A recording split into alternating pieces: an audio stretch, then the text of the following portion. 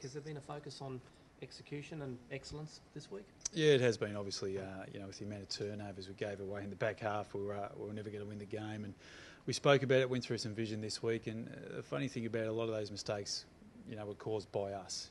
Melbourne played some good football, but a lot of the mistakes were uncharacteristic. And learn a lesson from it and move on to this week and get a better result. Are you expecting Carlton to take the pressure up another level?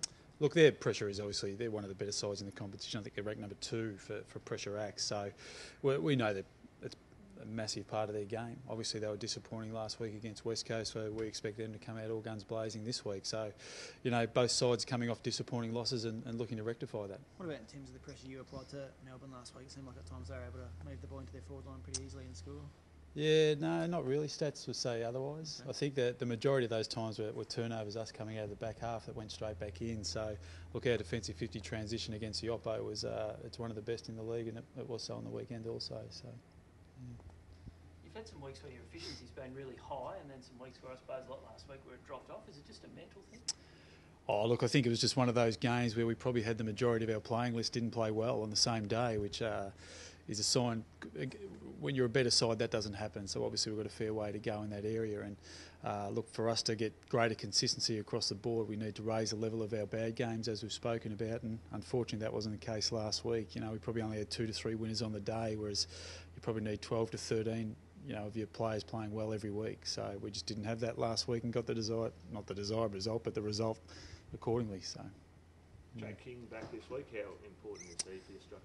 Yeah, he's important. There's no doubt. His on-field leadership and his ability to maintain structure and do the things that we require is very, very important. And look, it was a huge loss last week, and the reports aren't great, sort of thing, but he plays with passion, and that's the one thing we love about Jake and how he plays.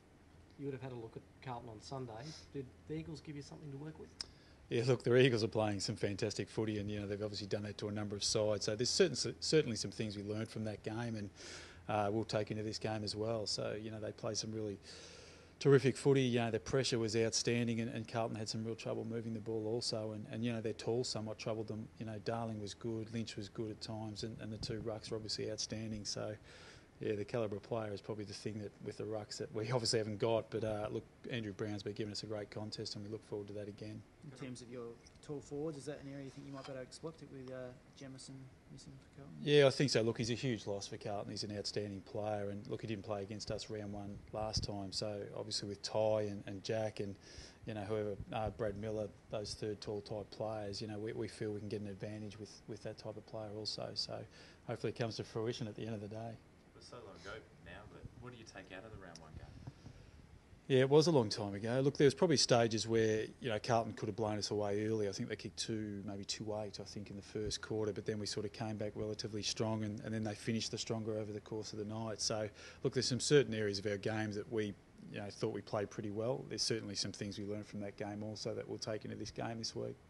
Brett Bradford said that obviously there's been a bit of a different role for Rewalt the last few weeks, with Vickery sort of almost a tandem thing there for them. How do you see Rewalt over the last few weeks, I suppose? Oh, look, people will say his goal scores are down, but he's probably had the same amount of shots. He just hasn't kicked straight. I think he's kicked, he won 3 last week and gave off 3 also. So, look, I've said it before, for us to get better, Jack had to kick less goals this year. We had to distribute the ball a lot better inside 50, which has happened. Ty's kicked, I think, 25, and Dustin Martin's kicked 20, and Jake King's around the 20 mark also. So our offensive game has actually improved dramatically from this time last year, and defensively we've got some work to do, but as a side, I think we're a better side as a result. Jack defensively has been a little bit down, but offensively I've been relatively happy with his output.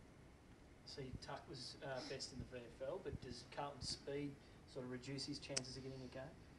Oh, hard to say. We've got selection obviously after training today, but look, Tucky's put his best foot forward. He's been, he's a good player. Our midfield at the moment, though, is with Grigg, Martin, Foley, Jackson, who has it, Koch, and these type of players. It's relatively full at the moment. So, when Tucky's chance comes, I've got no doubt he'll put his hand up to play. Jaden Post played predominantly back last week for Coburg. Is that a spot you'd look at, maybe an extra sort of taller body? Yeah, there's a possibility. Look, Jaden's form has been relatively consistent down back. He's played the last couple down there and has actually done a reasonable job. So, look, he'll be thereabouts in selection this week. What about Carlton's midfield? It's a very players and some pretty good form. And how sort of defensive do you have to be in stopping some of their girls? Yeah, look, there's no doubt with Chris Judd just seems to get better every year, doesn't he? He's an amazing player. You sort of look at him at starting to wind down at some stage. It doesn't seem to be happening. And then there's the further development of Mark Murphy, who's having a standout year. I think he's leading probably the Coaches Association votes also. So, look, it's a double-edged sword, really. Do you try and lock them down, or do you try and go head-to-head with them with our midfield? And look, it's an interesting challenge, and one will give us a few headaches tonight, I'd say, at selection. I think Carlton have won the last 6 straight against the Tigers. Can you stop reminding me, please? What is it about the Blues? Look, they're probably a side that, we emulate to be. They're probably, 3 to 4 years ahead of our development at the moment. And look, they've got a really strong, solid unit of players that have come together and played a long period of time, and that's what we're trying to do now. We think they've improved as a side, but so have we. So the distance between the two is what we think shortening. We still think we've got a little way to go in a lot of areas, but we think of it, we're more than accountable ourselves now in the last couple of games. Just first quarters, I don't think. How many first quarters you lost this year? Just about all of them. Oh, I know, 13 of them. It's a funny one. We haven't been able to put a finger on it. The funny thing about it is I think our first quarters are poor, but we win our second and third quarters, and fourth are about even also. So if we can just get that right.